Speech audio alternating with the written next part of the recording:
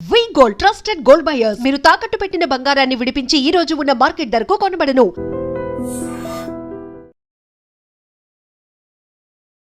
Prism club లో జరిగిన వివాదంతో గత కొన్ని రోజులుగా ఎక్కడ పెట్టినా కల్పికా గారి పేరే వినిపిస్తుంది. అయితే ఈ వివాదంలో మొత్తం తన హక్కు కోసం ఆమె పోరాటం చేస్తున్నారు. బట్ ఈ మొత్తం పోరాటంలో ఆమె ఇప్పటి వరకు ఏం సాధించారు, ఇకపై ఏం కోరుకుంటున్నారు, ఇలాంటి విషయాలన్నీ కల్పికా గారిని అడిగి తెలుసుకుందాం. హాయ్ కల్పికా గారు. Hello good evening WhatsApp. Madam, ఈ మొత్తం వివాదంలో మీరు వివాదం అంటే సినారియో ఈ మొత్తం సినారియాలో మీరు గత కొన్ని రోజులుగా మీ రైట్ కోసం ఫైట్ చేస్తున్నారు.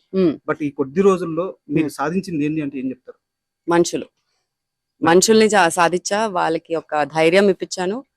ఒక ఎవరు ఏ సిచ్యువేషన్ లో ఉన్నా మీకోసం మీరు వాయిస్ అవుట్ చేయడంలో తప్పు లేదు అని ప్రూవ్ చేశాను. ఈ ఒక్కటే సిచ్యువేషన్ కాదు, నేను చేసిన ప్రతి చిన్న చిన్న పోరాటంలో కూడా అదే నన్ను ఇన్స్పిరేషన్ గా చాలా మంది తీసుకున్నారు. బికాజ్ నా హ్యూజ్ ఇన్స్పిరేషన్ మా మదర్. తను ఏం చెప్పకుండా పెట్టకుండా నాకు సలహాలు ఇవ్వకుండానే చాలా నేర్పించారు. అలాంటిది నేను ఫేస్ చేసుకుంటూ నేను నేర్చుకొని చాలా మందికి నేర్పించాను. అండ్ ఐఎమ్ వెరీ ప్రౌడ్, ఎందుకంటే 17 years నేను ఇండస్ట్రీలో డెడికేట్ చేసి ఇంత నేమ్ సంపాదించి ఇన్ని మంచి మంచి ప్రాజెక్ట్స్ చేసి చాలా ప్రోగ్రెసివ్ ఉమెన్ బేస్డ్ క్యారెక్టర్స్ చేసి నాకు ఆ ధైర్యం డబుల్ ట్రిపుల్ అయిపోయింది. Where I can voice out for things that is needed at least for us. పక్కన వాళ్ళది పక్కన పెట్టండి, మన డిగ్నిటీ మన సెల్ఫ్ రెస్పెక్ట్ కోసం మనం మాట్లాడకపోతే పక్కనోడు వచ్చి ఎందుకు మాట్లాడతాడు, అంతే. అండ్ మామూలుగా ఏంటంటే ఎక్కడైనా సరే ఒక ఫుడ్ సర్వ్ చేసేటప్పుడు ఏంటంటే ఆ ఫుడ్ పెట్టే విధానం చాలా బాగుండాలన్నమాట. ఈ మొత్తం వివాదం రేజ్ అవడానికి కారణం కూడా మీరు ఏదైతే కాంప్లిమెంటరీ కేక్ అడిగారో ఆ కేక్ ఫైనల్ గా వాళ్ళు తెచ్చిచ్చినప్పుడు ఇచ్చే విధానంలోనే తేడా ఉండడం వల్ల వాళ్ళు అలా ముందుకు విసిరేయడం వల్ల అక్కడ మీరు ట్రిగర్ అయ్యారు అన్నమాట. అక్కడ కూడా నేను ట్రిగర్ అవ్వలేదు. నేను ఏం చెప్పానంటే, నేను అడిగింది ఇంతే, మీరు ఇంత డిస్కషన్ చేసిన తర్వాత తీసుకొచ్చి ఇట్లా స్లైడ్ చేయడం కరెక్ట్ కాదు. ఒకవేళ చేసినా మీరు దాంట్లో ఏం వేసి తీసుకొచ్చారు నాకు తెలియదు. మీకు నా మీద ఉన్న కోపంతో మీరు ఏమైనా వేసి తీసుకుని రావచ్చు. నేను తినాలనుకోవట్లేదు, మీరే తినండి, మీరే ఎంజాయ్ చేయడం అని చెప్పడం జరిగింది. కానీ నేను అక్కడ కూడా ట్రిగర్ అవ్వలేదు. అంటే ఈ మొత్తం వివాదంలో మీ సైడ్ నుంచి కనిపించే ఒకే ఒక తప్పు ఏంటంటే మీరు లైవ్ పెట్టడం కరెక్ట్ గా పెట్టలేదు. వాళ్ళు ముందు మాట్లాడిందంతా ఆ టైంలో మీరు లైవ్ పెట్టలేదు. మీ అగ్రెషన్ గానీ మీరు మాట్లాడేటప్పుడు మాత్రం లైవ్ పెట్టారు. దానివల్ల మొత్తం ఇది రాంగ్ గా ప్రొటెక్ట్ అయింది. దీనికి ఒప్పుకుంటారా? No, I beg to differ. ఎందుకంటే నేను ఆల్రెడీ లైవ్ చేశాను, వాళ్ళ వైఫై నుంచి నేను లైవ్ చేయడం జరిగింది. అండ్ అదేంటి 1 hour లైవ్ జరిగింది. నేను పెట్టిన మీ వీడియో కాకుండా వాళ్ళు lights, fans, ACs, shutter and wifi అన్ని ఆఫ్ చేస్తారు. సో నేను చేసిన లైవ్ అది 1 hour లైవ్ కాబట్టి అది సేవ్ అవ్వలేదు, అప్లోడ్ అవ్వలేదు. లేకపోతే అంత ముందు నుంచి ఎవరెవరు నాకు చూస్తున్నారో అందరికీ అసలు ఏం జరుగుతుందో అంతా తెలుసు. నేను ఎంత ప్లెజెంట్ గా మాట్లాడడం జరిగిందో కూడా 1.5 hour కన్నా ఎక్కువ నేను ఆల్మోస్ట్ పేషెంట్ గా ఉన్నా. దాని తర్వాత నాకు కోపం కూడా రాలే. పవర్ ఉండుంటే అందరినీ తాటి తీసేదాన్ని అన్న ఫీలింగ్ లో తప్ప ఇంకా నా కోపం కూడా లేదు, స్ట్రెస్ కూడా అవ్వలేదు, నేను ఏం ఫీల్ కాలేదు. ఆ మొత్తం వివాదంలో బాగా ఆశ్చర్యపరిచిన అంశం ఏంటంటే మిమ్మల్ని డ్రగ్గిస్ట్ అని చెప్పేసి వాళ్ళు మాట్లాడడం జరిగింది. బట్ మీ మీద ఇంతవరకు అటువంటి కేసు గానీ అటువంటి హిస్టరీ గానీ ఏం లేదు. ఆ సమయంలో ఎలా అనిపించింది మేడం? గాడ్ బ్లెస్ హిమ్ అని అనిపించింది. Because I think he's into it, so maybe he spoke about it. అది ఎట్లా ఉంటుందో తనకు తెలుసు కాబట్టి తనే మాట్లాడాడు, నాకైతే తెలియదు. అంటే ఈ మధ్య కాలంలో బాడీ గార్డ్స్ ఎవరైతే బౌన్సర్స్, బాడీ గార్డ్స్ ఎవరైతే సెలబ్రిటీల కోసం వస్తున్నారో వాళ్ళ బిహేవియర్ వల్ల చాలా ఇష్యూలు జరుగుతున్నాయి. దాని మీద ఇప్పటికే పెద్ద ఎత్తున చర్చ కూడా నడుస్తుంది. ఈ పబ్లో ఉండే బాడీ గార్డ్స్ కానీ వీళ్ళ గురించి మీరు ఏం చెప్తారు? ఇప్పుడు మాకు బాడీ గార్డ్స్ అనే కాన్సెప్ట్ వచ్చింది మా ప్రెస్ మీట్స్ కానీ మా మూవీ రిలీజెస్ రిలేటెడ్ ఏదైనా ఈవెంట్స్ జరుగుతాయి. కానీ అది కూడా పెద్ద పెద్ద స్థాయిలో ఉన్న యాక్టర్స్ కానీ సెలబ్రిటీస్ కానీ ఉండే. నాకైతే ఎప్పటి వరకు బాడీ గార్డ్ లా ఎవరు రాలేదు. కాబట్టి నేను ఫస్ట్ ఆఫ్ ఆల్ ఎక్కువ చెప్పాలనుకోవట్లేదు. సెకండ్, వాళ్ళ పని ఏంటి? జస్ట్ వీళ్ళని గార్డ్ చేయడం. ఆ బాడీని పెంచుకుంది ఎందుకు? వేరే వాళ్ళు భయపడాలని. సో అంతవరకు మీరు మీ డ్యూటీ చేస్తే చాలు. సెకండ్, ఇప్పుడు నా సిచ్యువేషన్ తీసుకుంటే నా ప్లేస్లో ఒక నాని కానివ్వచ్చు, లేకపోతే ఒక వెంకటేష్ గారు కానివ్వచ్చు, లేకపోతే ఒక చిరంజీవి గారి కానివ్వచ్చు, లేకపోతే ఒక మోడీ గారు, వీళ్ళలో ఎవరైనా వచ్చినా, because is a more popular and known face కాబట్టి ఎవరు వచ్చినా తన పబ్కి ట్రీట్మెంట్ ఎలా ఉంటుంది? పక్కన తీసుకెళ్తారు, అందరిని హడావిడి చేసి పక్కన పడేస్తారు, బాడీ గార్డ్స్ అందరు అక్కడే ఉంచుతారు. కుదిరితే డిస్కౌంట్ ఏంటి మొత్తం ఫ్రీ ఇస్తారు, లిక్కర్ ఫ్రీ ఇస్తారు, 10 మంది తీసుకుంటే వాళ్ళందరు కూడా ఫ్రీ ఇస్తారు. ఇంకా మళ్ళీ రండి అని కూడా చెప్పేసి బొట్టు పట్టి మరి పంపిస్తారు. బట్ ఇప్పుడు అక్కడ అలా జరగలేదు. అలా జరగాలని కూడా నేను ఎక్స్పెక్ట్ చేయలేదు. నాకు ఎవరు బాడీ గార్డులు ఏంటి, నా కండలు చాలు, నా మాటలు చాలు, నా చూపులు చాలు. నాకు point is not about the body guard.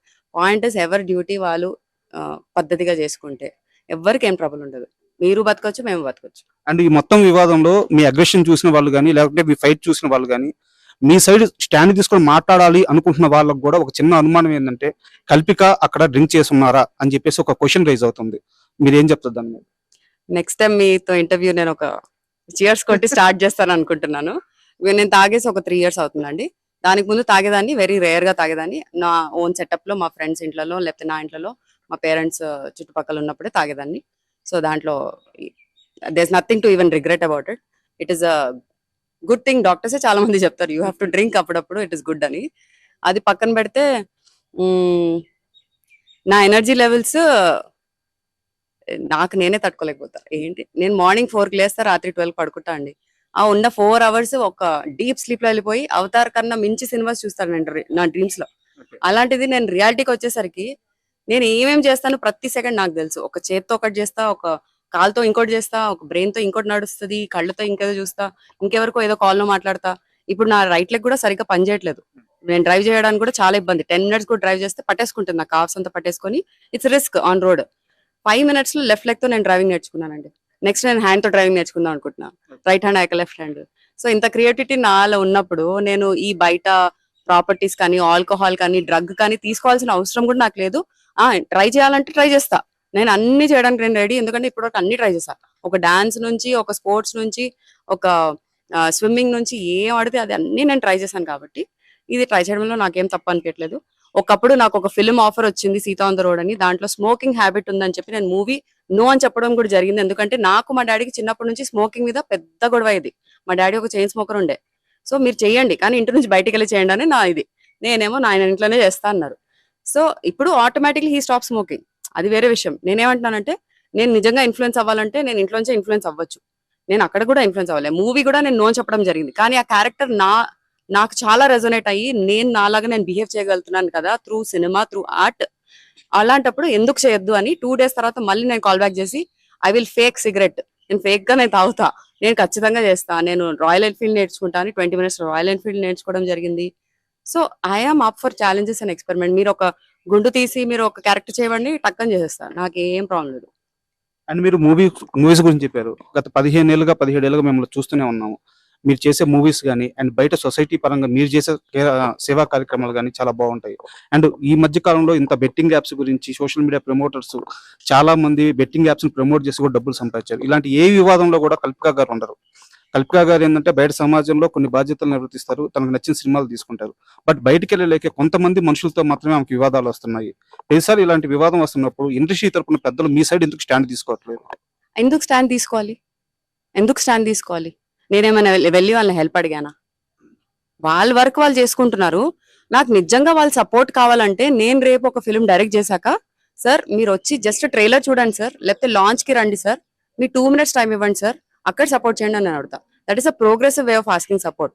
నేను వాళ్ళేదో మిస్అండర్స్టాండ్ అయ్యి నా మీద వాళ్ళు ఏదో పగ పెట్టుకొని నాతో సీన్ క్రియేట్ చేసిన తర్వాత వాళ్ళ సపోర్ట్ నేను ఎందుకు అడగాలంటాను. నేను వాళ్ళ పనిలో వాళ్ళు ఉన్నారు. నాకు సపోర్ట్ కావాల్సిన టైంలో ఒక్కరు కాదు 100 మంది వస్తారు షేర్ఖాన్లు. సో అండ్ ఈ మొత్తం సినారియోలో మీరు ఫైట్ చేసింది ఏంటంటే మీ హక్కు కోసం ఫైట్ చేస్తే, ఇక్కడ ఒక లేడీ డ్రెస్సింగ్ గురించి కానీ, ఒక లేడీ ఏ టైంకి బయటికి వెళ్ళాలి, ఏ టైంకి వెళ్ళకూడదు, ఇలాంటి కామెంట్స్ అన్ని వినిపిస్తున్నాయి. ఈ కామెంట్స్ అన్నప్పుడు మీకు ఎలా అనిపిస్తుంది? ఫస్ట్ ఆఫ్ ఆల్ మనకి సాఫ్ట్వేర్ కల్చర్ స్టార్ట్ అయినప్పటి నుంచి మనకి నైట్ షిఫ్ట్ అనేది అందరికి తెలిసిందే, తెలియంది ఏం లేదు. దాంతో పాటు చాలా మందికి జాబ్ ఆపర్చునిటీస్ పెరగడం జరిగింది. ఎస్పెషలీ ఉమెన్ బయటికి వచ్చి జాబ్స్ తీసుకోవడము, ఇంట్లో పోరాడైనా తీసుకోవడం జరుగుతుంది. అండ్ నిజంగా ఏమైనా జరగాలంటే దానికి ఒక నైట్ టైం అవసరం లేదు, ఒక డే టైం అవసరం లేదు, ఒక ఇల్లు అవసరం లేదు, ఒక ఆఫీస్ స్పేస్ అవసరం లేదు, ఒక బాత్రూమ్ అవసరం లేదు, ఒక షాపింగ్ మాల్ అవసరం లేదు. మీరు ఎక్కడన్నా ఏమన్నా చేయొచ్చు. ఎవరికన్నా ఇంటెన్షన్ బ్యాడ్ ఉంటే ఎక్కడన్నా ద్రోహం అవ్వచ్చు. సో మన బట్టలు బట్టి మీరు జడ్జ్ చేయాలనుకుంటే, నేను రేపు బుర్కాలో తిరిగినా, లేకపోతే బికినీలో తిరిగినా, లేకపోతే బట్టలు ఇప్పి తిరిగినా జనాలు ఊహించేది ఊహిస్తారు. మనం దాన్ని ఆపలేము. వాళ్ళు ఏమన్నా డిఫరెంట్ గా ఆలోచించాలంటే వాళ్ళంతగా వాళ్ళకి ఓన్ గా రావాలి తప్ప మనం ఎంత స్పూన్ ఫిట్ చేసినా. ఇప్పుడు పేరెంట్స్ మనం పెంచేటప్పుడు ఇది అది అని చెప్పినా 10 చెప్పినా మనం ఒక్కటి తీసుకుంటామేమో, మిగతా అన్ని లైట్ తీసుకుంటాం. ఇది కూడా అంతే. వీళ్ళంతా ఇంకా grown up students, real life లో బతుకుతున్నారు, రియల్ సిచ్యువేషన్స్ ఫేస్ చేస్తున్నారు. సిచ్యువేషన్స్ నేర్పించేస్తాయి లైఫ్ ని వాళ్ళకి, మనం ఎవ్వరు ఏం నేర్పించక్కర్లేదు. మీరు ఇదివరకే చెప్పారు, కాకపోతే మా ప్రేక్షకులకు కూడా తెలియాలని అడుగుతున్నాను. ఈ మొత్తం సినారియోలో పోలీసుల వైఫల్యం అంటే ఎలా వైఫల్యం చెందారు, కాస్త క్లియర్ గా చెప్తారు. ఐ మీన్ వాళ్ళ డ్యూటీ సరిగ్గా నిర్వర్తించకపోవడం, ఫెయిల్యూర్. నేను హోల్ సిస్టమ్ ఫెయిల్యూర్ అని చెప్పను డెఫినెట్లీ, బికాస్ చాలా మందికి చాలా సపోర్ట్ కూడా చేయడం జరిగింది. నేను ఎక్కువ ఫాలో అవ్వట్లేదేమో, but I know they are here to protect us, to help us, to support us in lot of ways. So అది కంటిన్యూ చేస్తారని కోరుకుంటూ, మిగతా వాళ్ళు who are not doing the duty right, వాళ్ళు కొంచెం దారి నుంచి తప్పారు కాబట్టి కొంచెం మళ్ళీ తిరిగి దారిలో వచ్చేస్తే అందరికీ హ్యాపీ. అండ్ ఫైనల్ గా ఈ మొత్తం సినారియోలో మీ ఫైట్ చేస్తున్న విధానం మొత్తం మీరు ఫైనల్ గా ఏం కోరుకుంటున్నారు, ఎలాంటి న్యాయం కోరుకుంటున్నారు? న్యాయం కాదు, ఈ రెవల్యూషన్ ఇలాగే కంటిన్యూ అవుద్దంటారా? సో కల్పికా గారికి ఫైనల్ గా ఏం కావాలంటే ఏం చెప్తారు? నాకు జనాలు కావాలండి. I'm for the people, by the people, of the people, literally. నాకు జనాలు చుట్టుపక్కల ఉన్నా ఉండకపోయినా నేను జనాల కోసం ఎగ్గబడతాను. నేను చిన్నపిల్లలతో చాలా టైం స్పెండ్ చేస్తుంటాను, పెద్దవాళ్ళతో టైం స్పెండ్ చేస్తుంటాను. మా ఫ్యాన్స్ అంటారా, ఫాలోవర్స్ అంటారా, they are like my love, మన ఫ్యామిలీ. ఇప్పుడు మీరందరూ కూడా నా ఫ్యామిలీ అయిపోయారు. సో ఇలా ఎవ్వరు, అందరిలో ప్లస్ మైనస్ ఉంటది. అందరిలో ఒక రాక్షసుడు, ఒక రావణుడు, ఒక రాముడు ఉంటారు. ఇన్ఫాక్ట్ రావణుడే ఇంకా చాలా గొప్ప అని చాలా మంది నమ్ముతారు. బట్ తన ప్రొజెక్ట్ అయింది, లేకపోతే తన పర్స్పెక్టివ్ మార్చి పెట్టేసి దాన్ని ఒక డిఫరెంట్ వేలో మనకి ప్రెజెంట్ అయింది ఆ స్టోరీ అంతా. అందరిలో ఉన్నప్పుడు నువ్వు దేన్ని ఎలివేట్ చేయాలనుకుంటున్నావో, నువ్వు ఎంత గ్రో అవ్వాలనుకుంటున్నావో, లైఫ్ అనేది నీ చాయిస్. ఒక కర్మ కూడా నీకు వచ్చి చాయిస్ చేయదు. What choice you are making is your కర్మ.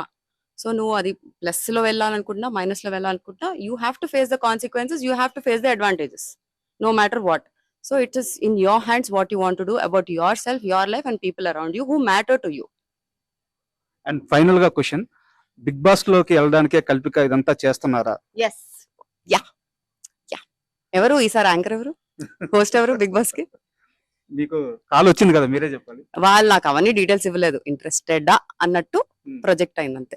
ఫస్ట్ సీజన్ నుంచి పిలుస్తున్నారు, కానీ ఫస్ట్ సీజన్ నుంచి నేను రాను అని చెప్పాను. అండ్ ఈ మొత్తం వివాదంలో మీ ఫైట్ అయితే కొంతమందికి స్ఫూర్తిని కలిగిస్తుంది, కొంతమందికి అయితే ఇది వేరేగా అర్థమైంది. బట్ ఫైనల్ గా మీరు అందరికీ అర్థం అవ్వాలని ఈ ఫైట్ చేసిన విధానం మీరు ఏదైతే కోరుకున్నారో అది ఫుల్ఫిల్ చేయాలని చెప్పి మీకు ఆల్ ద బెస్ట్ తెలియజేస్తున్నాను. Thank you.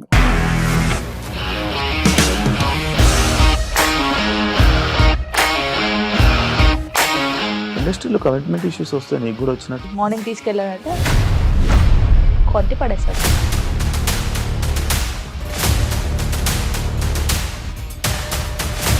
ఒక్కళ్ళు కూడా చూడలేదు ఈ సినిమా అని చెప్పడానికి కూడా చాలా ధైర్యం కావాలి. అది నిజం కదా, దాంట్లో ధైర్యం ఏంటి? ఇది నెక్స్ట్ డే ప్లేట్ మార్చేస్తే తప్పు కదా. As of now we're comfortable this అని నేను అనుకుంటున్నాను. రష్మిక గారిది మీది ఒకే ఊరు అంట కదా? నీకు కోపం వచ్చిందంటే బాగా తిట్టేత్తరా? తిట్టేద్దామండి. నిజంగా గేమ్ ని ఎలా చేంజ్ చేయగలిగారు? ఏపీఎస్ఎఫ్సి వాళ్ళకి 6 నెలల్లో నేను 6 లక్షలు కట్టా. బిజినెస్ చేయాలనుకుంటే it is as difficult as riding a tiger.